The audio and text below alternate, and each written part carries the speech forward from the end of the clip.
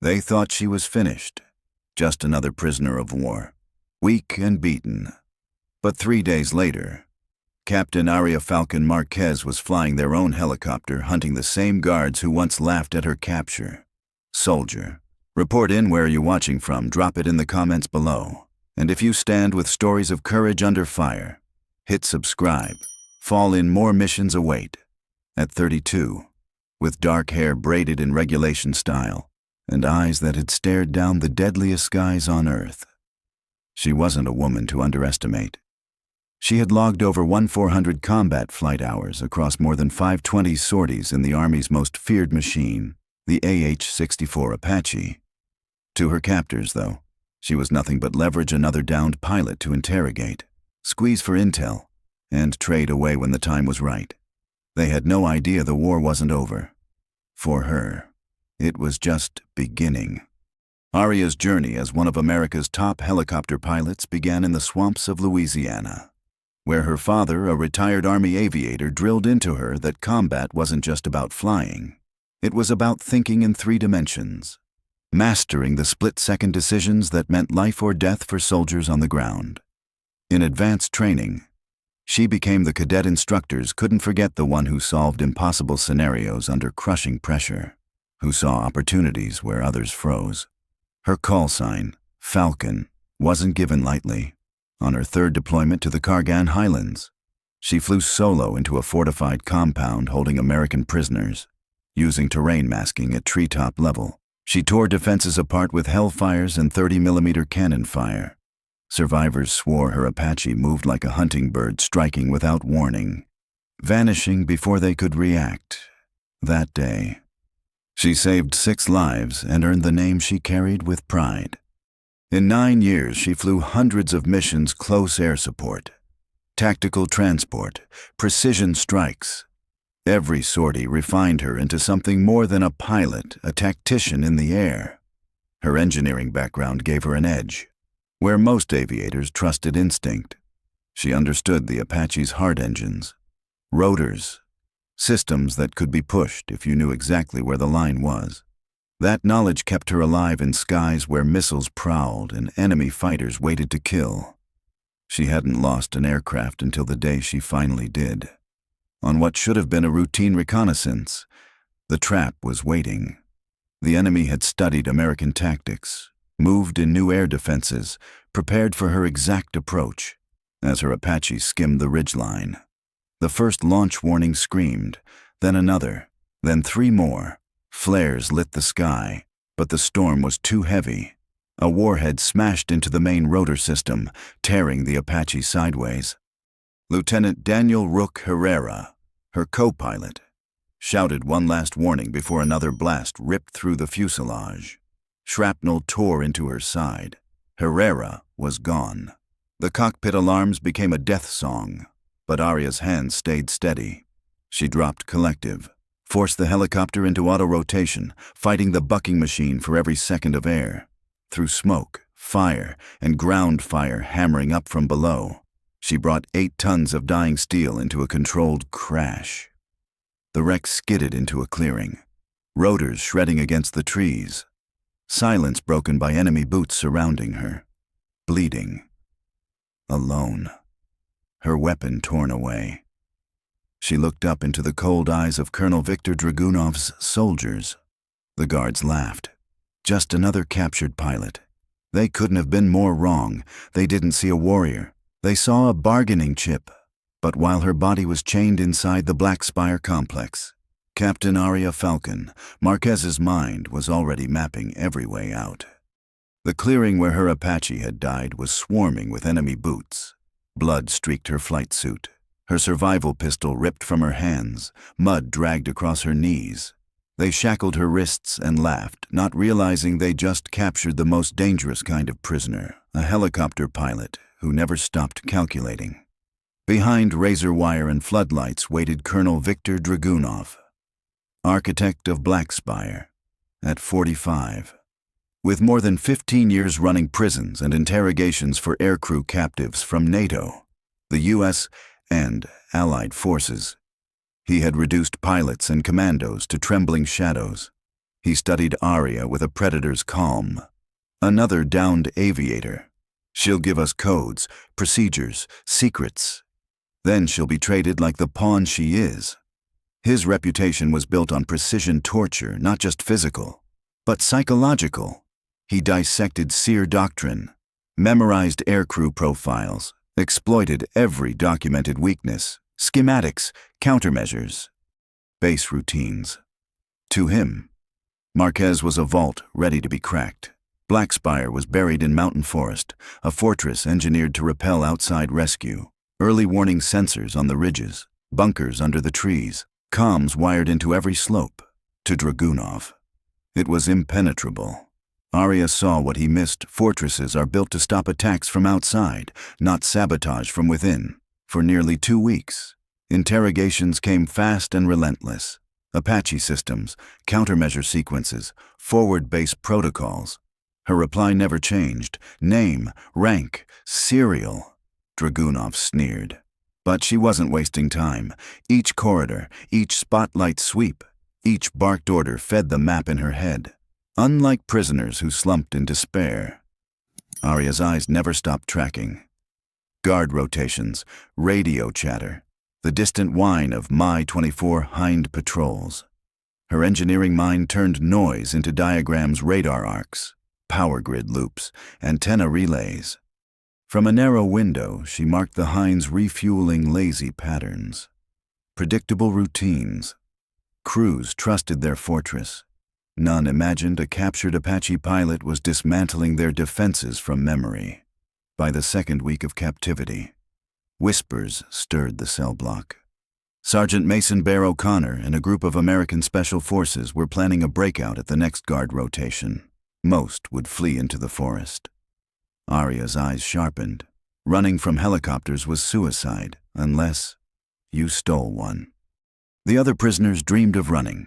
Captain Aria Falcon Marquez dreamed of flying, stealing the very helicopter the enemy trusted to hunt them down. Sergeant Mason Bear O'Connor had been the camp's quiet anchor, a Special Forces veteran, captured weeks before Aria's arrival. He had been organizing a breakout during the guard shift change. His plan was solid: overpower guards, slip into the forest, and use survival training to reach friendly territory. It was doctrine, the kind written in special operations manuals. But Aria wasn't convinced. She whispered urgently when she found a chance to speak. "Sergeant, those woods won't hide us for long. The enemy has Mi-24 Hind gunships with thermal imaging. They'll track us even in thick cover. Running buys us 6 hours, maybe. Then they'll corner us in terrain of their choosing." O'Connor studied her, the battered flight suit, the eyes that still burned like steel. "Captain, what are you thinking?" Aria leaned closer. "I've been observing their air patrols for 3 days. Their Hind follows the same flight routes, same refueling stop, same lazy security. We don't run from their helicopter. Sergeant, we take it." For a moment, O'Connor thought she was delirious. Prisoners didn't hijack gunships. Not here, not anywhere. But her tone wasn't reckless. It was measured. Technical, the voice of someone who had spent nearly a decade wringing every ounce of performance from an Apache. "Even if we reach it, can you fly their bird?" Aria's reply was calm, unwavering. Helicopters obey the same laws of physics. No matter the flag, controls change, physics doesn't. I've trained my whole career for moments where improvisation meant survival. If we can reach one of those Hinds intact, I can fly it. Slowly, impossibility hardened into strategy. Instead of scattering into the forest, the prisoners would strike the perimeter, seize weapons, and intercept the patrol Hind during its scheduled landing. It was madness. It was bold. But it offered something no foot escape ever could: a fighting chance. O'Connor gave a slow nod. "All right, Falcon, we do this your way. My men can breach the outer wire. You get us that bird." Her jaw tightened. "Not just get us out. We use it to destroy this place. Black Spire won't hold another American alive." That evening, the compound shifted into routine. Guards rotated. Floodlights swept familiar arcs. No one noticed the sparks of rebellion in the shadows. Aria and O'Connor moved first, taking down sentries with stolen knives and silenced rifles. The perimeter erupted in motion as 12 American prisoners surged through weak points in the wire. Sirens wailed. Alarms blared just as Aria had predicted. The garrison reacted by the book: flood the eastern perimeter, deploy ground troops, scramble helicopters to hunt fleeing Americans. They were fighting the wrong war, chasing ghosts in the trees. None imagined the real target was the gunship itself. 20 minutes in, Aria froze. Head tilting, the low, throaty whine of twin TV-3-117 engines echoed through the mountains. A Hind was coming in for its refueling stop. She raised her voice into the captured radio handset. "Falcon to Bear, 2 minutes to the landing zone. This is it." The prisoners tightened their grips on stolen AK-74s, O'Connor whispered. "Remember, we need that helicopter intact." And then rotor blades thundered overhead, dust spiraling into the night. The enemy Hind was descending, unaware that its next passengers weren't allies at all, but the very prisoners it had been sent to hunt. The other prisoners braced to run. Captain Aria Falcon Marquez braced to fly straight out of captivity in the enemy's own gunship, instead of scattering toward the trees. Aria and Sergeant Mason Bear O'Connor led their battered team into the shadows near the refueling pad. She whispered into the captured radio: "Falcon to Bear, Hind inbound from the northwest." 2 minutes. O'Connor's reply was steady. "Copy. Keep it clean. If that bird goes down, we're walking through hell on foot." The Mi-24 roared in, its twin rotors chopping the mountain air. Dust spiraled as the gunship settled on the pad. Crew relaxed, rifles slung loose, expecting routine refuel and coordination. They had no idea they were about to become the hunted. The pilot and co-pilot began post-flight checks. That was when Aria gave the signal. Prisoners burst from concealment. AK-74s leveled. "Nobody move," O'Connor barked in flawless dialect. The stunned crew froze, staring at the very captives they had been sent to chase. Aria sprinted forward, ignoring her wounds, and climbed the hind side like it was her Apache. Her hands swept over the skin. Checking. Tanks full. Hard points loaded. Systems intact. She turned. Breath sharp but steady. "This bird's fueled and armed. I can fly her, but we've got minutes before they figure it out." Sliding into the cockpit, she faced an alien world of Cyrillic gauges and unfamiliar switches. But the laws of thrust and torque were the same. The turbines were still hot a gift.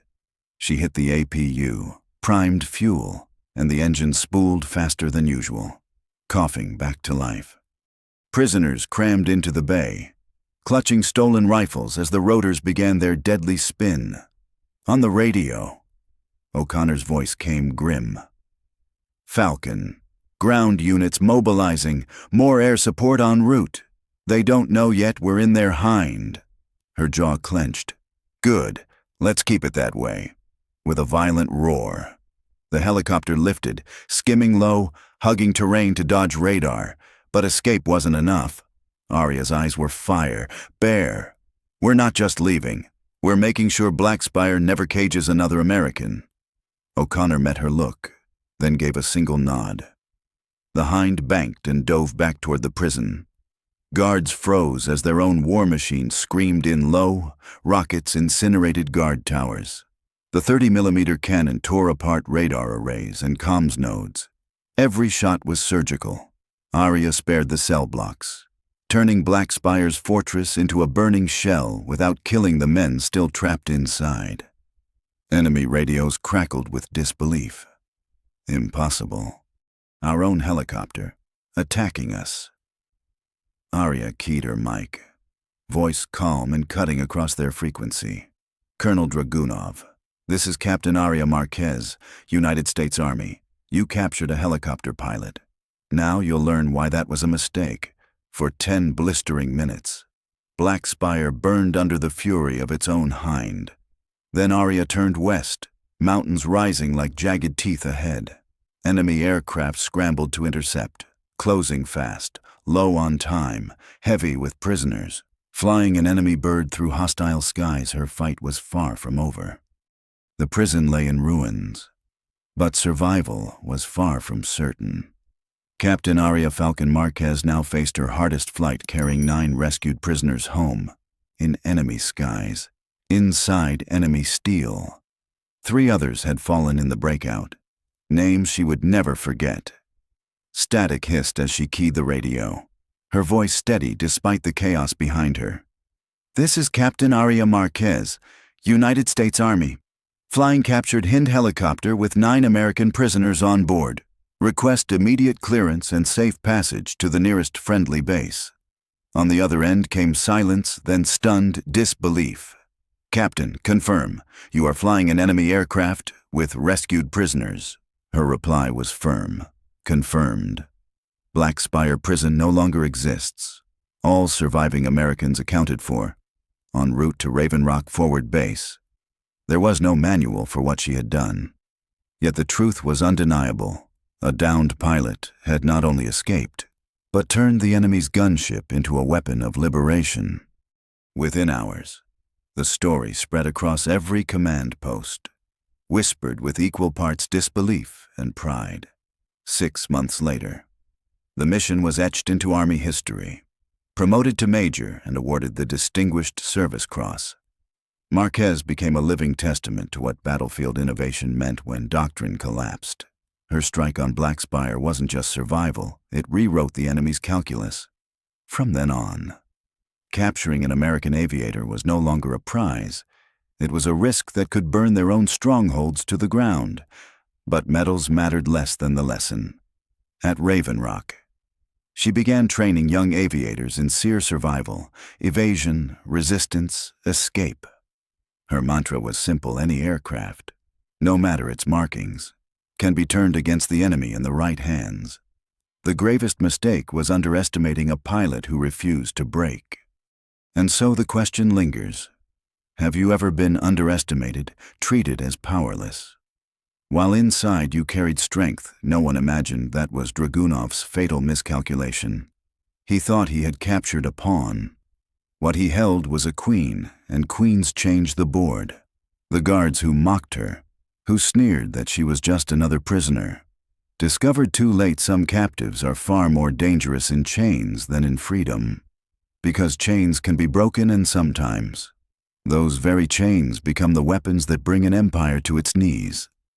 Captain Aria Marquez didn't just escape. She turned her enemy's helicopter into their own destruction, proving that the deadliest battlefield is the moment your enemy believes they already control you. This is Stories Unseen. Thank you for watching.